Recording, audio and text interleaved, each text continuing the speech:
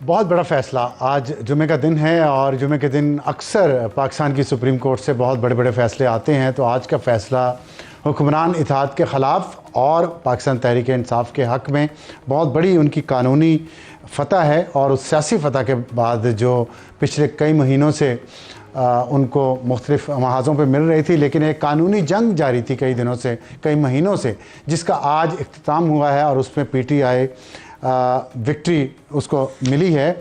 इसमें हुआ ये था कि पिछले साल, बल्कि इस साल के शुरू में इंतखाबात के बाद, इंतखाबात से पहले बल्कि इलेक्शन कमीशन ने जो एक फ़ैसला दिया, उस फ़ैसले के असरात इलेक्शन के बाद तक आते रहे, जिस पर जो पाकिस्तान तहरीक इंसाफ के आज़ाद मेंबरान थे उनको रिज़र्व सीटों में हिस्सा नहीं मिला। सुन्नी इत्तेहाद कौंसिल में शामिल हुए, सुन्नी इत्तेहाद कौंसिल को भी हिस्सा नहीं मिला। इस इलेक्शन कमीशन के फ़ैसले के बाद पेशावर हाई कोर्ट सुन्नी इत्तेहाद गई और वहाँ से सुन्नी इत्तेहाद कौंसिल के ख़िलाफ़ फ़ैसला आया, जिस फ़ैसले के ख़िलाफ़ सुन्नी इत्तेहाद कौंसिल सुप्रीम कोर्ट गई। और अप्रैल 2024 को साहिबजादा हामिद रज़ा ने पेशावर हाई कोर्ट के ख़िलाफ़ सुप्रीम कोर्ट में एक अपील फ़ाइल की और 6 मई 2024 को जस्टिस मंसूर अली शाह की सरबराही में 3 रुकनी बेंच ने केस की समाअत की और मखसूस नशिस्तें दूसरी जमातों को देने का पेशावर हाई कोर्ट का फ़ैसला मुअत्तल कर दिया और साथ ही केस जजेस कमेटी को भेजा कि इस पर एक फुल कोर्ट बनाई जाए। ये बहुत एक अहम स्टेप था और जिसके नतीजे में जजेस कमेटी ने एक फुल कोर्ट तश्कील दी। उस दौरान ये बातें आती रहीं कि जो रिज़र्व सीट्स हुक्मरान इत्तेहाद को गई हैं, उससे हुक्मरान इत्तेहाद के पास एक 2/3 अक्सरियत पार्लियामेंट में आ गई है और आइनी तरमीम लाई जा सकती है। और एक आइनी तरमीम जो लाई जाएगी, वो सबसे ज़्यादा जिस पर बात हुई वो ये थी कि जजेस की उम्र बढ़ा दी जाएगी। हाई कोर्ट के जजेस की 65 साल रिटायरमेंट की उम्र कर दी जाएगी और सुप्रीम कोर्ट की 68 साल, जिससे जाहिर है काजी फायज़ ईसा साहब जो इस वक्त चीफ जस्टिस हैं उनको फ़ायदा होता। और ये एक ऐसा नैरेटिव बिल्ड किया गया जिसकी वजह से ये बात तकरीबन लोगों के दिलों में और दिमागों में बैठ गई कि ये जो फ़ैसला है, ये जो अदलिया के अंदर पहले हाई कोर्ट का जो फ़ैसला आया और फिर सुप्रीम कोर्ट के जो 3 मेंबर बेंच ने फ़ैसला दिया, ये इसका मकसद 2/3 अक्सरियत ही था ताकि जजेस को और ख़ास तौर पर चीफ जस्टिस काजी फायज़ ईसा को फ़ायदा हो। लेकिन कुछ ही दिनों में चीफ जस्टिस काजी फायज़ ईसा साहब ने ये बात क्लियर कर दी कि अगर कभी कोई ऐसी आइनी तरमीम आए भी तो वो उसका फ़ायदा नहीं उठाएंगे और अपने वक्त पर घर चले जाएंगे। लेकिन आज फ़ैसला आ गया 8-5 से, बहुत वाज़ेह अक्सरियत के साथ PTI के हक़ में फ़ैसला आया। और ये तो 8-5 से तो वाज़ेह अक्सरियत उनके हक़ में फ़ैसला आया, लेकिन 11 जजेस, 13 में से 11 जजेस ने PTI को एक सियासी जमात तस्लीम किया और उनके बारे में जो ये था कि वो पार्लियामेंट में उसकी मौजूदगी नहीं है, उसको उन्होंने तस्लीम किया। ये बहुत बड़ी बात है। और 13 के 13 जजेस ने ये भी तस्लीम किया कि जो इलेक्शन कमीशन ने इंटरप्रिटेशन की है सुप्रीम कोर्ट के बल्ले वाले फ़ैसले की, वो तशरीह इलेक्शन कमीशन की गलत थी। तो ये भी PTI की एक बहुत बड़ी विक्ट्री है। हमें ज्वाइन किया है सेनेटर अली ज़फ़र साहब ने, पार्लियामेंट्री लीडर हैं पाकिस्तान तहरीक इंसाफ के सेनेट में, लेकिन इन तमाम केसेस में वो PTI की तरफ से बहुत ज़्यादा उन्होंने मेहनत की और तमाम केसेस लड़े। ख़ास तौर पे बल्ले के केस में भी वही वकील थे। अली ज़फ़र साहब, आपको और आपकी जमात को इस पे ज़ाहिर है मुबारकबाद तो बनती है, लेकिन सबसे पहला मेरा सवाल ये है कि बल्ले वाला केस में आप पाकिस्तान तहरीक इंसाफ के वकील थे और आपने बहुत अच्छा केस लड़ा, लेकिन आप हार गए बदकिस्मती से। आज सुप्रीम कोर्ट ने ये कहा है कि इलेक्शन कमीशन ने उस बल्ले वाले केस की तशरीह गलत की थी। आप इतने सीनियर और अच्छे लॉयर होने के बावजूद गलत तशरीह को क्यों तस्लीम किया? आप उसके ख़िलाफ़ उसी वक्त सुप्रीम कोर्ट में क्यों नहीं गए? जी, बड़ा आपका अहम सवाल है। सबसे पहले तो सुप्रीम कोर्ट ने यकीनी तौर पे अब ये कहा है कि जो सिंबल केस है उसकी गलत तशरीह की गई थी, लेकिन उस वक्त जब मुकालमा हो रहा था और बहस हो रही थी सुप्रीम कोर्ट में, तो सुप्रीम कोर्ट को बताया गया था कि इसके असर जो है इस आपकी जजमेंट का वो सिंबल पे होगा और हमें PTI के कैंडिडेट्स के तौर पे नहीं लड़ने दिया जाएगा और वो आर्टिकल 17 की ख़िलाफ़ वर्जी होगी और इसलिए आप ये ना करें, सिंबल ना छीनें हमसे। ये लोगों का नुकसान होगा और जमहूरियत का नुकसान होगा। लेकिन सुप्रीम कोर्ट ने उस वक्त जो बेंच था उन्होंने ये बात नहीं की। जब इस जजमेंट पे बात नहीं मानी, लेकिन मुझे याद पड़ता है उन्होंने कहा था कि अगर ऐसा हो तो आप हमारे पास आ जाइएगा। जी, वो कहा तो था, लेकिन उसको लिखा नहीं था अपने फैसले में, सिर्फ ओरली कहा था। और उसके बाद जब उस पर भरपूर तनकीद हुई, इमीडिएटली तनकीद हुई, आप लोगों ने भी की, हम लोगों ने भी की, इंटरनेशनल दुनिया ने भी की। और उसके बाद जब ये 13 बेंच केस चल रहा था तो जो फेलो जजेस थे उन्होंने भी उस पर तनकीद की, उनका भी ये इम्प्रेशन था और उन्होंने भी ये कहा कि ये जजमेंट की वजह से हुआ सारा कुछ। लेकिन जब चीफ जस्टिस साहब ने वजाहत की कि मेरी इस जजमेंट में ये फ़ैसला नहीं था, मेरा तो फ़ैसला कुछ और था, मैं ये नहीं चाहता था कि ये सिंबल की वजह से पीटीआई को पार्टी ही ना समझा जाए, तो फिर वो क्लैरिफिकेशन हुई। और जब वो क्लैरिफिकेशन हुई तो उससे फिर ज़ाहिर हुआ कि ये एक तरह से सुप्रीम कोर्ट ने अपनी जो गलती थी उसको कन्वर्ट करके कह दिया कि वो हमारा ये मकसद नहीं था। लेकिन सवाल ये है कि अगर वर्बली भी उन्होंने कहा था और इन राइटिंग नहीं दिया था, तो क्या ये जो बार बार तनकीद पीटीआई के वकला पे हो रही है और पीटीआई के अंदर से हो रही है कि उन्हें फिर भी, आप एक वकील हैं, खुद सीनियर वकील हैं, क्या हाइंडसाइट में आप नहीं समझते कि आपको उसी वक्त फौरी तौर पे चले जाना चाहिए था सुप्रीम कोर्ट के पास? जनवरी की बात है शायद या फरवरी की। मेरा ख्याल है जो 8 मेंबर बेंच है उसने इसकी वजाहत कर दी है और उन्होंने ये कहा है कि जो कैंडिडेट्स थे वो पहले पीटीआई के बिहाफ पे गए इलेक्शन कमीशन ऑफ पाकिस्तान के पास, लेकिन जब इलेक्शन कमीशन ऑफ पाकिस्तान ने कहा कि हम आपको आज़ाद ट्रीट करेंगे तो मजबूरन उनको एक तरह से ज़बरदस्ती इलेक्शन कमीशन ऑफ पाकिस्तान की वजह से, इलेक्शन कमीशन ऑफ पाकिस्तान के इक़दामात की वजह से उनको सुन्नी इत्तेहाद काउंसिल ज्वाइन करना पड़ा। और वो वक्त इतना कम था, आपको पता नहीं याद होगा कि नहीं, लेकिन कोई शाम को, रात को ये फ़ैसला आया था सुप्रीम कोर्ट का और अगले दिन ही ये सारे मामला जो थे, जो सारे डिक्लेरेशंस थी और नॉमिनेशंस थी देनी थी, और उस माहौल में कोई वक्त नहीं था कि आप वापस सुप्रीम कोर्ट जाते। तो इसलिए मेरा ख्याल है वो जो जी इस इतना बड़ा जो फैसला आज आया है आपके हक में, इस पे एक एतराज़ जो आपके सियासी और कानूनी मुखालफिन की तरफ से किया जा रहा है कि आइन को दोबारा लिख दिया गया है, री राइटिंग ऑफ द कॉन्स्टिट्यूशन, आप इसको कैसे डिफेंड करेंगे? जी देखें, जो मैंने सुनी है लॉ मिनिस्टर साहब की और जो बाकी लोगों की गुफ्तगू इस पे जो इतराज़ कर रहे हैं इस जजमेंट पे, वो कह ये रहे हैं कि जनाब सुन्नी इत्तेहाद गई थी फ़ैसला लेने अपने हक़ में। सुन्नी इत्तेहाद का मौक़िफ़ ये था कि हमें ये रिज़र्व सीट्स दी जाएँ, पीटीआई नहीं आई थी तो पीटीआई को किस तरह ये सीटें दे दी सुप्रीम कोर्ट ने, इसके ऊपर तनकीद कर रहे हैं। लेकिन उसका जवाब उसका बड़ा सिंपल है और वो आइन के मुताबिक जवाब है। वो ये है कि आर्टिकल 187 है कि आइन का, और आर्टिकल 187 ये कहता है, ये ताकत देता है सुप्रीम कोर्ट को कि वाक़यात को देखते हुए और हाल की सिचुएशन को देखते हुए और माजी की गलतियों को देखते हुए सुप्रीम कोर्ट कंप्लीट जस्टिस कर सकती है, एक ऐसा फ़ैसला कर सकती है जिसके तहत इंसाफ मुकम्मल हो जाए और माजी की जो गलती है, इसी को नज़रिया ज़रूरत नहीं कहते, किसी इदारे ने की है उसको नहीं, ये आर्टिकल 187 है। नज़रिया ज़रूरत मुख्तलिफ है। वो तो ये है कि अगर कॉन्स्टिट्यूशन ख़त्म हो जाए और कॉन्स्टिट्यूशन ख़त्म होने के बाद कोई नया मार्शल लॉ आ जाए तो उसको कहा जाता है कि रेवोल्यूशन हो गई। वो मुख्तलिफ इशू है। यहाँ आर्टिकल 187 जो नज़रिया ज़रूरत की बात कर रहे हैं, वो कह रहे हैं कि ये एक पॉपुलर फैसला है, आईनी और कानूनी नहीं है। जी नहीं, ऐसी बात नहीं। जिसका मैं बता रहा हूँ कि आर्टिकल 187 के तहत अदालत के पास ये ताकत है कि वो कंप्लीट जस्टिस कर सकें, यानी पूरा इंसाफ कर सकें। अब अदालत ने क्या देखा, आर्टिकल 187 के तहत इलेक्शन कमीशन ऑफ कोई और आप एग्जाम्पल दे सकते हैं किसी और केस की 187 के तहत माजी में कि ये हुआ है इस तरह? बहुत सारे केसेस हैं आर्टिकल 187 के तहत, बहुत सारे केसेस हैं, लेकिन ये वाला केस आर्टिकल 187 इस केस में उसको मिल गया।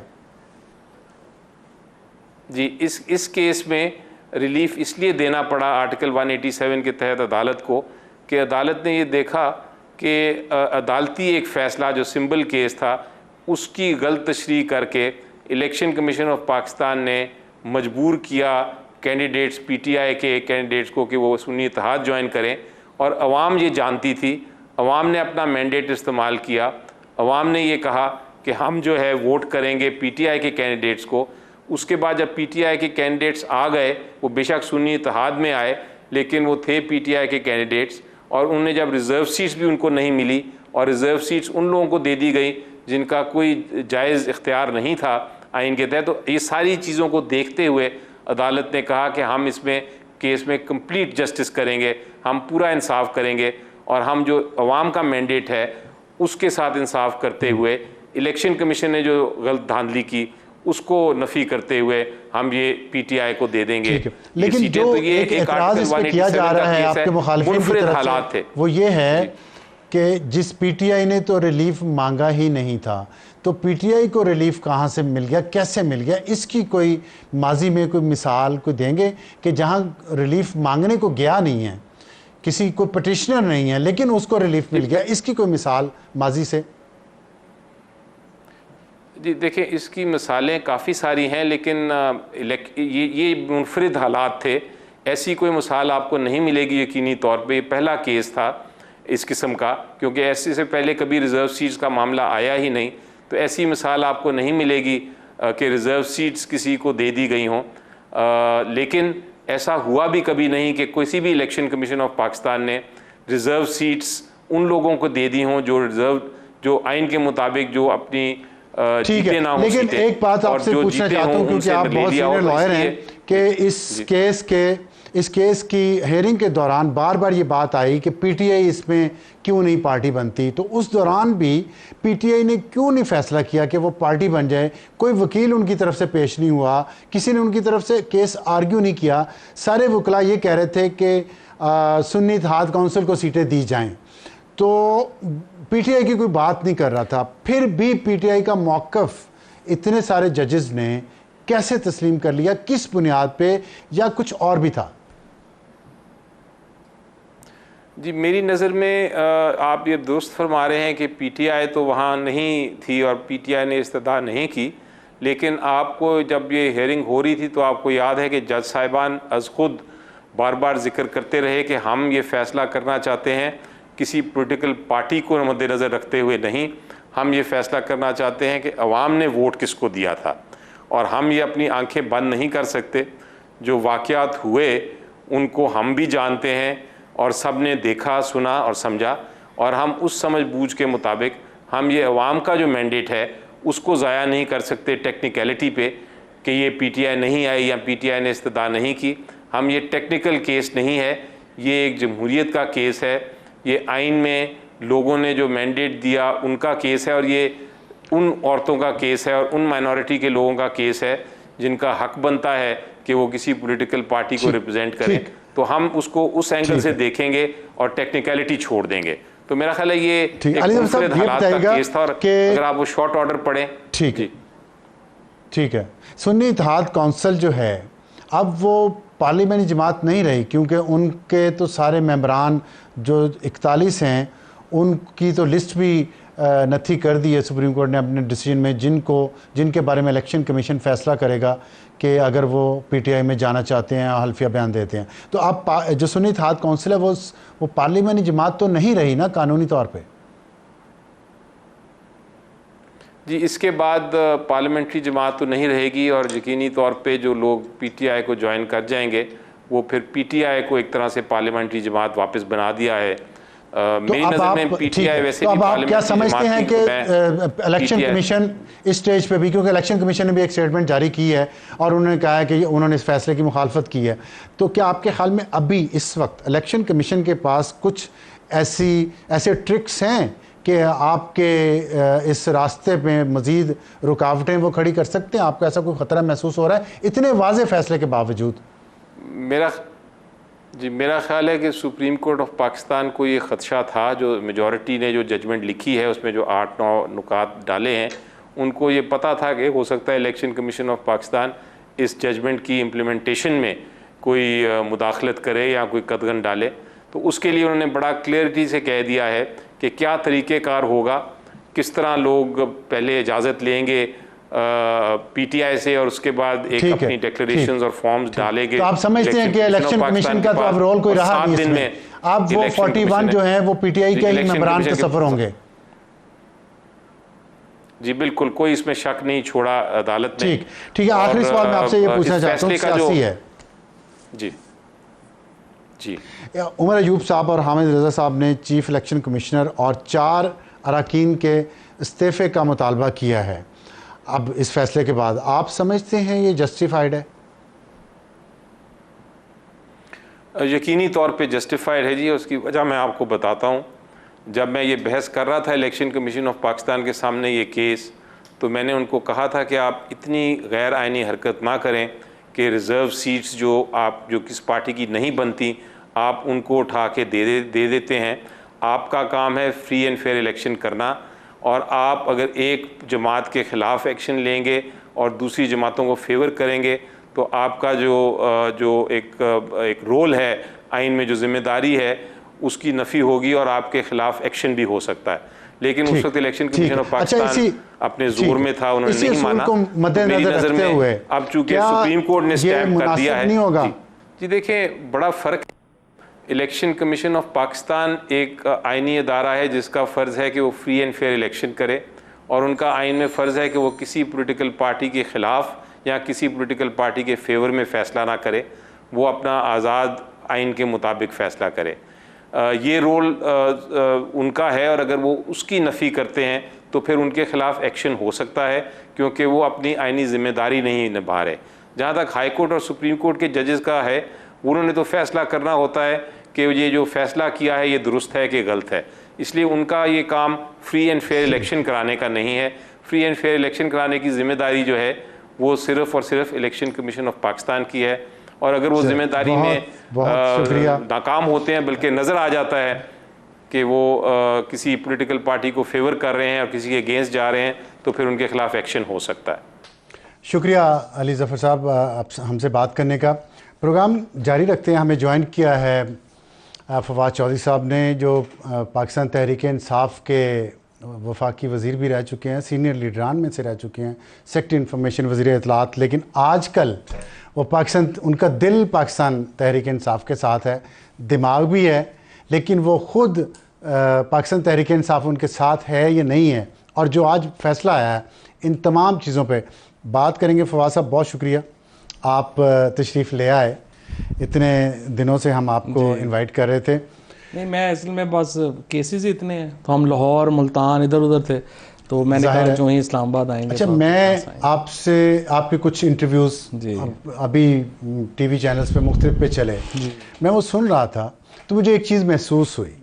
मुझे लगा कि आपके अंदर कोई दुख है, गम कह लें आप उसको, और वो मुझे ऐसा लगा कि you are more hurt than angry. होता है ना, इंसान मुश्किल हालात में से गुजरता है तो गुस्सा आ जाता है उसके अंदर, आपके अंदर कुछ दुख ज़्यादा है।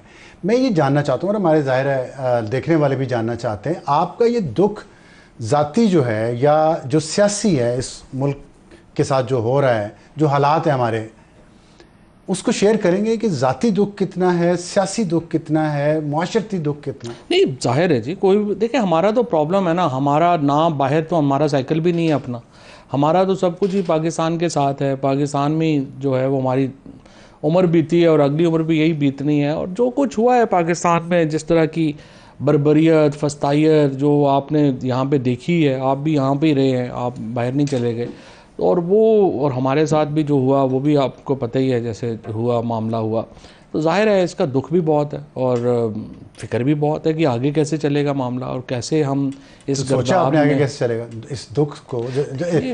दुख लगता है ये किसी जिल्टेड लवर का है। नहीं, बात यह है कि हमारे जो ताल्लुकात हैं एस्टैब्लिशमेंट से, वो तो बड़े अच्छे मतलब हमेशा ताल्लुकात रहे हैं, कोई इसमें दो राय नहीं है। सारे मतलब कौन से आर्मी चीफ से जो है वो मेरे ताल्लुकात नहीं थे, कौन से डीजी साहब से मेरे ताल्लुकात नहीं थे, और अभी तक जो है वो हमने हमेशा एहतराम का ताल्लुक़ रखा है। पाकिस्तान के अंदर पाकिस्तान की पॉलिटिक्स की रियलिटी है, पाकिस्तान में एस्टैब्लिशमेंट, उसको आप अच्छा, तो आपका दुख ये है कि एस्टैब्लिशमेंट से आपका ताल्लुक था, मोहब्बत थी, वो अब ख़त्म हो गई है, वो दोबारा रिस्टोर होनी चाहिए। देखिए, मैं और लेकिन आप शुरू में तो ये कहते रहे हैं कि बाहर निकले। आप पे सबसे ज़्यादा जो परवेज़ इलाही साहब का भी ऑब्जेक्शन आप पे यही था कि आपने हमेशा प्रमोट किया है कि अग्रेसिव स्टाइल ऑफ पॉलिटिक्स, सड़कों पे आओ, निकलो, एहतजाज करो। अभी भी आप कह रहे हैं तो अग्रेसिव पॉलिटिक्स से मुराद दूसरी तरफ फिर ये तो होगा, मारामारी तो होगी नहीं। तो फिर अग्रेसिव पॉलिटिक्स करने का मतलब ये तो नहीं है कि आपने बंदूकें उठा लेनी है। देखिए ना, हम तो पॉलिटिशियंस हैं ना कि सड़कों पे आओ। खान वैसे बाहर नहीं निकलेगा तो क्या जेल तोड़ के आप बाहर निकालेंगे? नहीं, बातचीत ही होगी, बातचीत ही बातचीत सड़कों पे होगी। बातचीत नहीं हो रही ना। मसला क्या है? मसला ये है कि आपने फैसला कर लिया है, ये हुकूमत सियासी तौर के ऊपर हार चुकी है, अखलाकी तौर के ऊपर इनकी कोई है ही नहीं बुनियाद। ये आप कह रहे हैं कि आप फिजिकली हमें निकाल सकते हैं तो निकाल लें।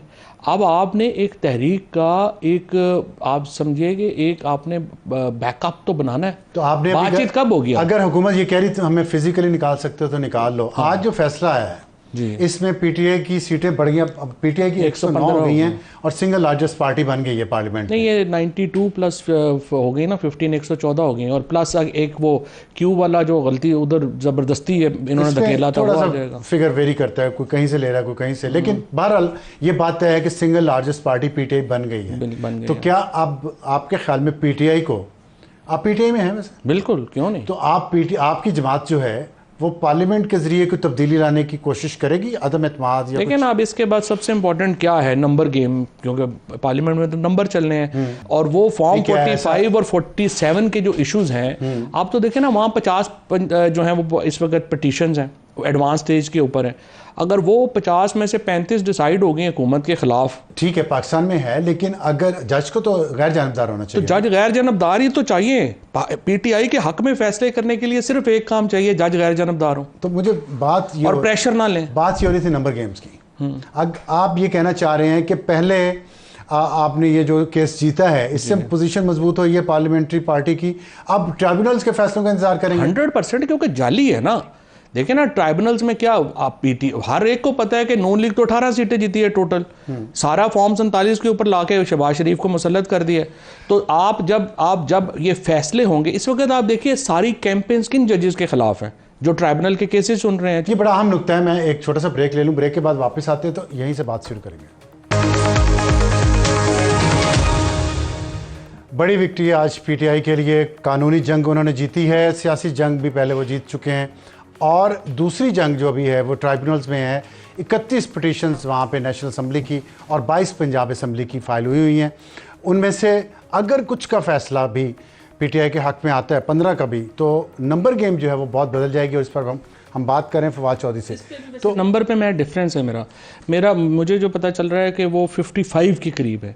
55 के करीब अगर हैं तो देखते हैं। खैर पटेंगे जो भी है 35 ले लो, आप यही कर लें। आप उसमें से 15-20 भी अगर जीत गए तो 20 भी जीत गए तो नंबर खत्म हो जाएगा। लेकिन फिर भी पीपल्स पार्टी जो है, आप समझते हैं कि मुस्तकबिल में पीटीआई और पीपल्स पार्टी का इत्तेहाद हो सकता है? अब साथ से वैसे मैं पर्सनली तो बड़ा हैरान हूँ पीटीआई की जो भी पॉलिटिकल बना रहा है स्ट्रेटजी।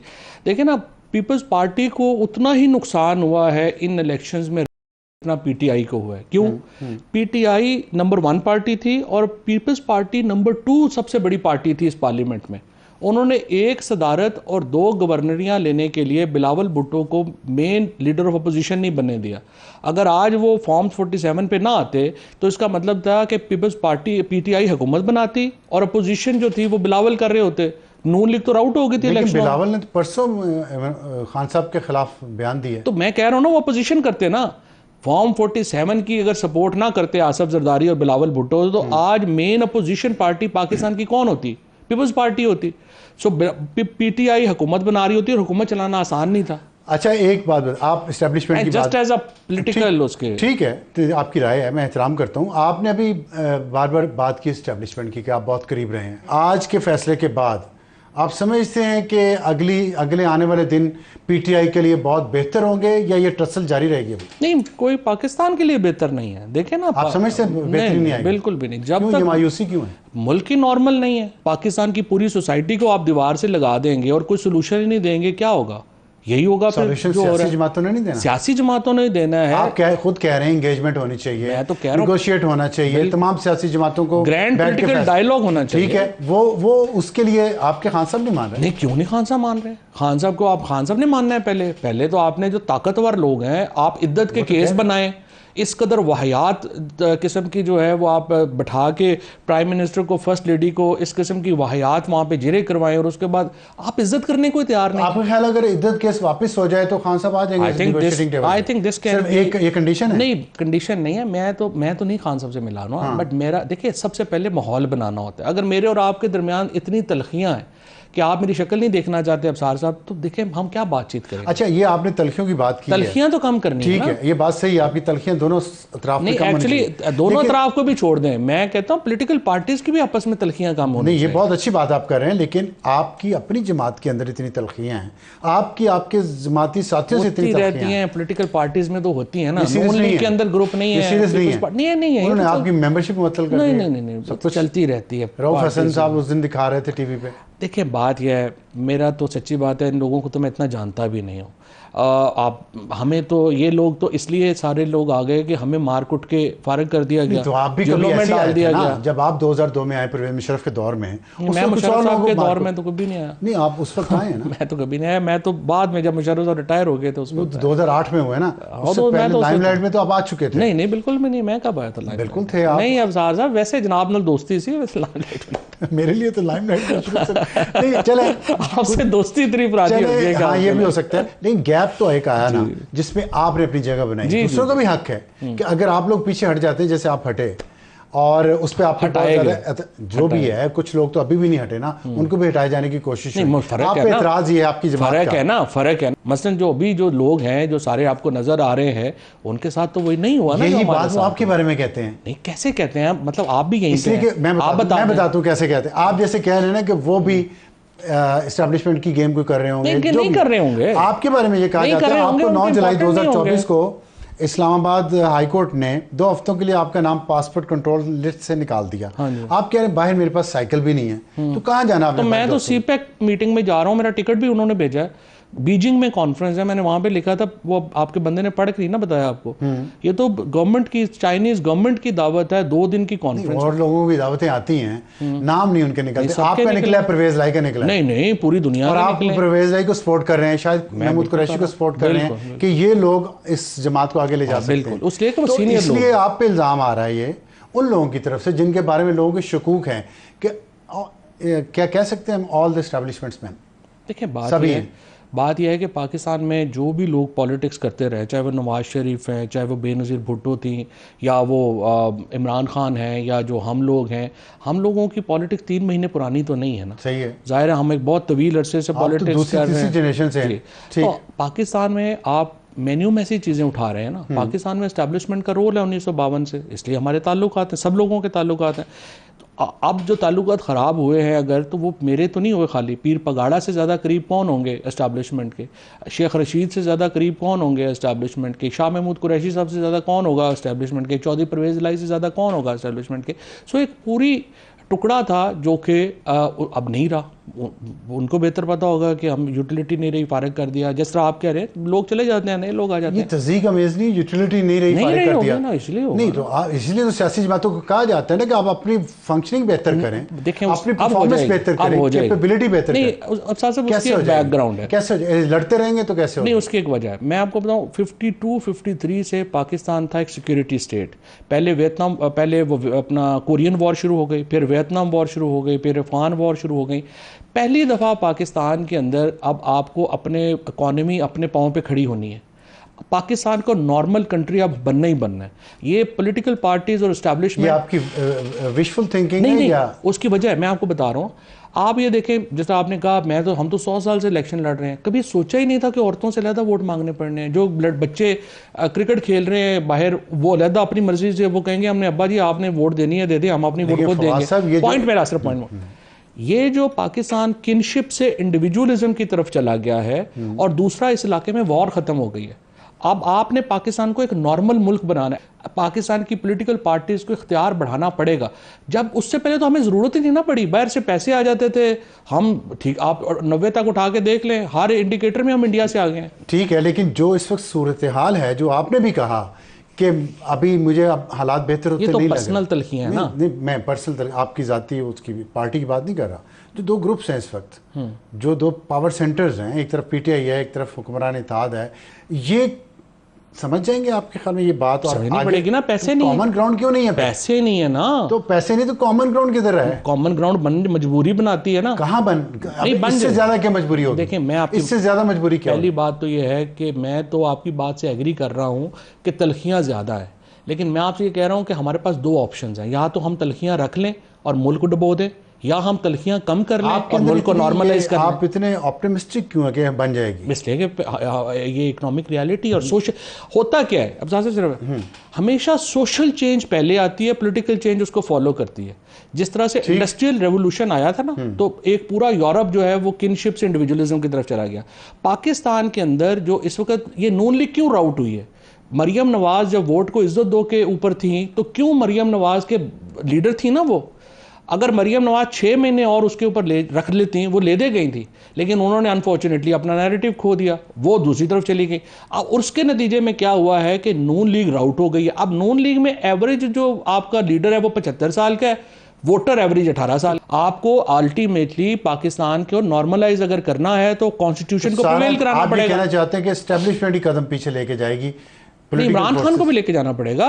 फॉर एग्जाम्पल देखिए ना, फॉर एग्जाम्पल एक बहुत बड़े जो मेन एक झगड़ा जिस पे है, सोशल मीडिया अकाउंट्स हैं, वो बाहर बैठे हुए हैं, उन्होंने एक कैंपेन बनाई हुई है कि पाकिस्तान के लोग और फौज आपस में लड़ पड़े। देखें ये सपोर्ट नहीं कर सकती पीटीआई और इमरान खान इन्हें, और उसको वेस्टिफोरियसली उन लोगों को अपने आप को डिस्टेंस करना पड़ेगा। सोशल मीडिया को क्या पाकिस्तान के खिलाफ झूठ बोलना बंद कर दें और यहाँ से उन्हें इख्तियार पेश कर दिया जाएगा? नहीं, ये इख्तियार पेश नहीं करना आपने।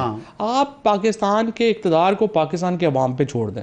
Let the people of Pakistan. अगर फर्ज करें ये कोई कॉमन ग्राउंड बनती है, बन जाएगी। ये पार्लियामेंट जो अभी जो स्ट्रेंथ है, पॉलिटिकल स्ट्रेंथ, जिस तरह जो पार्टी पोजीशन बन रही है, इसमें खान साहब इस पार्लियामेंट को चलने देंगे बाहर आके? ये तो डिटेल्स है ना, पहले तो इंपॉर्टेंट डिटेल है। देखें इसमें मैं तो अभी कह नहीं ना सकते, मैं और आप ये डिस्कशन करें, डिटेल आप डिटेल को छोड़ देते हैं। बताएं कि फाउंडेशनल स्टोन फाउंडेशन तो देखिए कोई रखा गया है, फाउंडेशन सिर्फ ये करे ना, इमरान खान को आपको स्पेस देनी पड़ेगी ना पॉलिटिकल। ये तो नहीं हो सकता है, इससे बड़ी स्पेस और क्या होगी? नहीं, इमरान खान को आपने जेल में रखा हुआ है, आपको उनसे बातचीत करनी पड़ेगी। जेल से बाहर आ जाएं और एक इद्दत केस खत्म कर दें, दो शराइत तो आपने बता दी। ये मेरी एक रीडिंग है कि ये इससे शुरू करना चाहिए, क्योंकि देखें ना एक प्रॉब्लम हमारा ये हुआ ना कि एक जो कम्युनिकेशन गैप आ गया, हम लोगों ने चूँकि रब्ता ख़त्म कर दिया, उस तरह से ये जो गलत फहमियाँ हैं। एंड मेरा तो यही ख्याल है कि आसिफ जरदारी और नवाज शरीफ हैं, उनको भी अल्टीमेटली तो इस डायलॉग में हिस्सा बनना है, उनके बगैर तो नहीं मुल्क में डायलॉग। आप ये समझते हैं कि पॉलिटिकल पार्टीज के दरमियान ग्रैंड डायलॉग होगा तो कोई कॉमन ग्राउंड मिल सकती है और उस एस्टेब्लिशमेंट भी शामिल होगी? लेकिन मैं आपको बता रहा हूँ कि पाकिस्तान की एक इंटरनेशनल रियलिटीज़ थी 52 से लेके अब तक, अब वो इंटरनेशनल रियलिटी चेंज हो गई है, अब वो हमें माननी पड़ेगी। अब पाकिस्तान को आइन के तहत तो आना ही आना है, चाहे हम इसको अभी रोक लें, उसमें लगता नहीं है जो हालात चल रहे हैं। जिस तरह हुकूमत ने आप डिगिंग इट्स हील, वो कह रहे हैं हम रिव्यू में जाएंगे और बहुत सारे लूपहोल्स बता रहे हैं। कोई पता नहीं इनको, रिव्यू में जा ही नहीं सकते। 17-13 जजेस के खिलाफ अपील पे आप रिव्यू में कहाँ जाते हैं? तो पता नहीं कौन अहमद कह रहा है। नहीं, कोई नहीं जाते। गुजरान ने प्रेस कॉन्फ्रेंस कोई नहीं जाएंगे। अहमद कह रहे हैं फिर वो एक नई लड़ाई शुरू हो जाएगी। नहीं, वो मतलब नहीं जाएंगे, रिव्यू में नहीं जा सकते। आजम तारड़ जो है, खान साहब को बाहर आता कब तक? आजम ने कहा है कि हमने खान साहब को बाहर आता कब तक देख रहे हैं आप? इमरान खान को अपने केसेस की वजह से थोड़ा अंदर है, सियासत की वजह से अंदर। कब तक आप आता बाहर? जो ही सियासत नॉर्मलाइज है, ये जो लोग बाहर हैं पार्टी के, उसे ले आएंगे? इनकी कैपेसिटी में नहीं है, कैपेसिटी नहीं है, कैपेसिटी। केपी के चीफ मिनिस्टर में भी नहीं है। नहीं, वो कोशिश कर रहा है, लगे हुए हैं, उस पर भी इतराज़ आते लोग लगे हैं। देखते हैं ना, देखें बात यह है कि Imran Khan is too big, और इमरान खान के साथ ही बात करनी पड़ेगी, स्पेस तो इमरान खान को देनी पड़ेगी ना, कैसे उसके बगैर मुल्क चलाएंगे। बहुत शुक्रिया फवाद चौधरी साहब हमारे प्रोग्राम में तशरीफ़ लाने का। इंशाल्लाह आपसे मुलाकात रहेगी। यहाँ लेते हैं एक ब्रेक।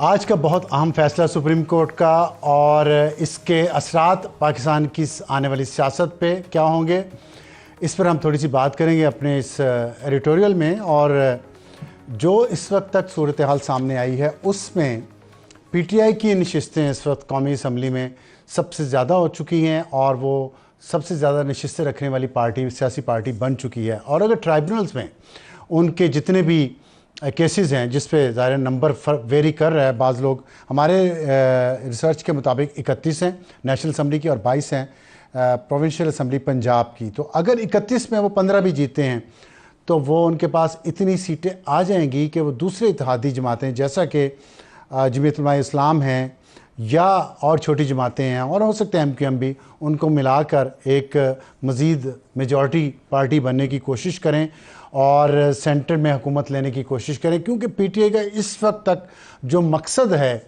वो यही लग रहा है कि वो खान साहब को किस तरीके से बाहर लाना चाहते हैं और पार्लियामेंट्री जो उनकी स्ट्रेंथ बढ़ी है उससे इनको ये फ़ायदा होगा। लेकिन इशू ये है कि दूसरी तरफ हुकूमत भी इतनी आसानी से मेरा ख्याल है कि इस फैसले को हज़म नहीं कर पाएगी। पिसेंगे तो पाकिस्तान के अवाम जो पिस रहे हैं महंगाई में, बेरोज़गारी में, गुर्बत में, और यहाँ पे जो माशी बदहाली और उसका कोई अंजाम हमें नज़र नहीं आ रहा। कर्ज़ के नीचे हमारी मईशत सिसक रही है। हमें बैरूनी सरमायाकारी की शदीद ज़रूरत है।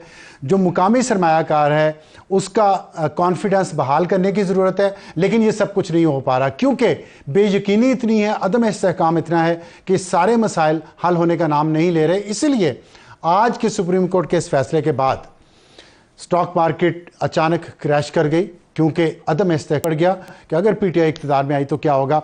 नून लीग को ये समझने की ज़रूरत है कि पहले वो सियासी लड़ाई हार गई और आज वो कानूनी जंग भी हार गई। और सियासी लड़ाई हारने का आगाज़ PTI ने उस वक्त से किया जब उन्होंने आज से 2 साल पहले अदम एतमाद की तहरीक पीपल्स पार्टी से और JUI से मिलकर खान साहब के ख़िलाफ़ लाए। तब खान साहब की मकबूलियत बिल्कुल ज़ीरो थी। तमाम बाई इलेक्शंस मुस्लिम लीग नून जीत रही थी, यहाँ तक कि KP में भी मुस्लिम लीग नून जीत रही थी। लेकिन उस अदम एतमाद के बाद फिर खान साहब ने मजलूमियत का कार्ड इस्तेमाल किया, पॉपुलैरिटी ली, और आज खान साहब ने इलेक्शंस में भी इस के बावजूद कि उनके पास बल्ले का निशान नहीं था, उन्होंने सबसे ज़्यादा सीटें लीं। और आखिरी बात ये नून लीग को समझनी है कि सियासी जंग हार गए हैं और अब वो कानूनी जंग भी हार गए हैं, तो क्या अब भी अपनी सियासत बेहतर कर सकते हैं कि नहीं कर सकते। आखिरी बात जो है वो ये साबित हुआ आज कि इंसाफ की देवी अंधी नहीं होती। लेकिन ये कोई बहुत सेहतमंदाना रुझान नहीं है, हकीकत है, कबूल करें और अगली स्ट्रेटजी बनाएं। अल्लाह करे कि पाकिस्तान के अवाम के लिए अगली स्ट्रेटजी बने। Good night.